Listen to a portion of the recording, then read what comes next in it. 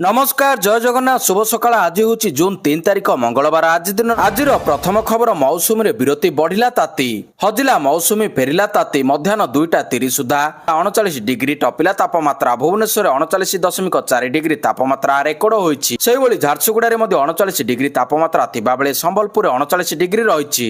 Baleshwar 38.4 degree Hirakud 38.4 degree तापमात्रा रहिछि। ता सहित चांदबाली 38 डिग्री और राउरकेला 37.2 डिग्री तापमात्रा रेकर्ड होईछि। परवर्ती खबर सफलता हिसाब देवे मोहन सरकार। केंद्र में मोदी सरकार 11 वर्ष राज्य में बीजेपी सरकार 1 वर्ष पूर्ति पालन पर राज्य बीजेपी योजना बूथ मंडल जिला और राज्य स्तर में कमिटी वर्ष पूर्ति पालन पर गठन होईछि। कमिटी जून 9 रु राज्यव्यापी आरंभ होब विभिन्न कार्यक्रम सेवा सुशासन गरीब कल्याणर मूल धारा को नहीं जनसाधारण पाखक जीव दल।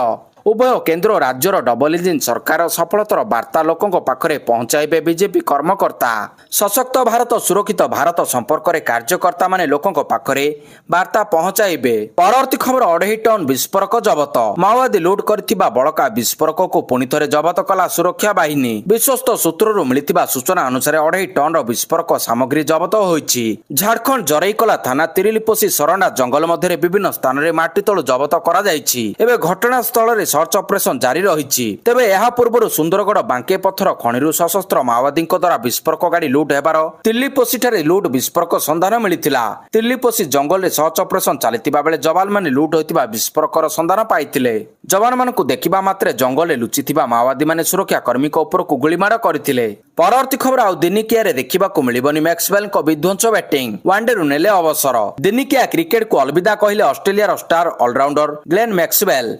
ऑस्ट्रेलिया को अनेक मैच रे विजय भेटी देथिबा स्टार क्रिकेटर जनक निजर 13 वर्षर दिनिकिया कैरियर को बाय बाय कहिसंती। तेबे दिनिकिया क्रिकेट रु सन्यास घोषणा करबा सहित से कहिथिले 2012 रु ऑस्ट्रेलिया पई खेलिथिबा प्रथम फॉर्मेट रु से सन्यास नेउछंती। एहा सो साउथ अफ्रिकार क्लासेन मध्य क्रिकेट रु अलविदा नेछंती। परवर्ती खबर प्रकाश पाइला 2025 जेई एडवांस प्रवेशिका परीक्षा फल। प्रकाश पाइला जेई एडवांस रो प्रवेशिका परीक्षा फल। टॉप 15 रे केवल छात्र रहिसंती। 1 नंबर रैंक रे रहिसंती आईआईटी दिल्ली जोन रो छात्र रजित गुप्ता। सेहिपरि छात्री मध्य टॉपर होइसंती देवदत्ता माझी। से आईआईटी खड़गपुर जोन रो छात्री। से जेई मेन देश रे टॉपर होइतिले।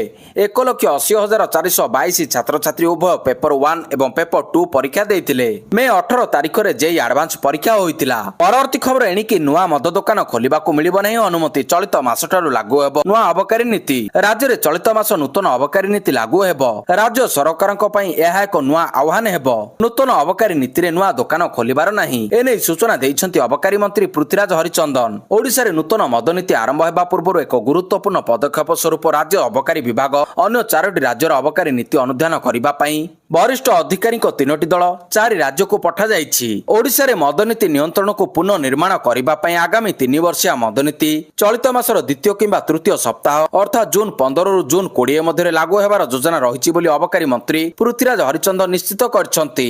रिपोर्ट अनुसार यह नीति कौनसी नुआ मद दुकान खोलिबा को अनुमति देबो नाही।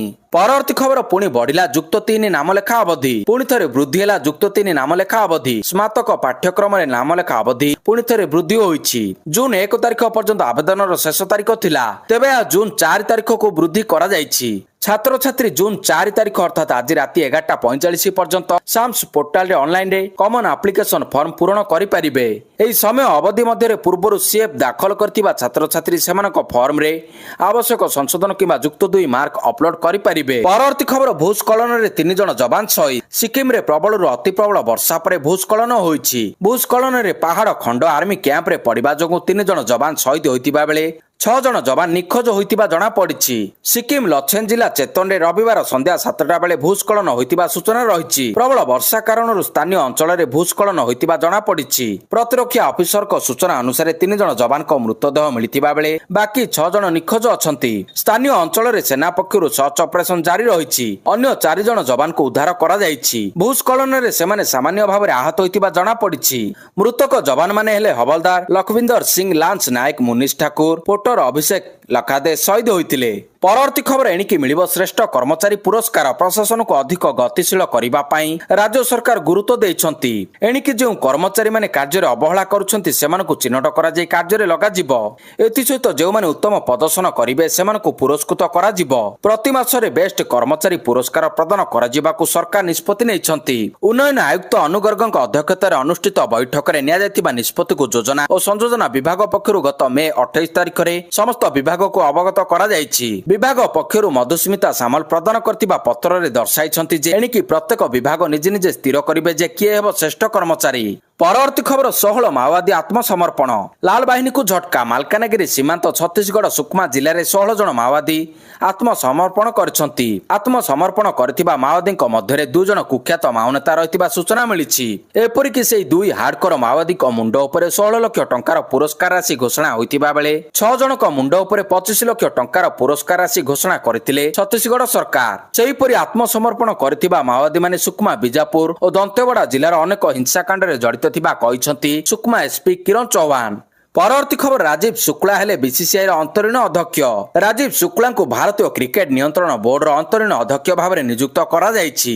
ରୋଜର ବିନି ଏହି ପଦବୀରୁ ଅବସର ନେବା ପରେ ରାଜୀବ ଶୁକ୍ଲାଙ୍କୁ ବିସିସିଆଇର ଅନ୍ତରୀଣ ଅଧ୍ୟକ୍ଷ କରାଯିବ।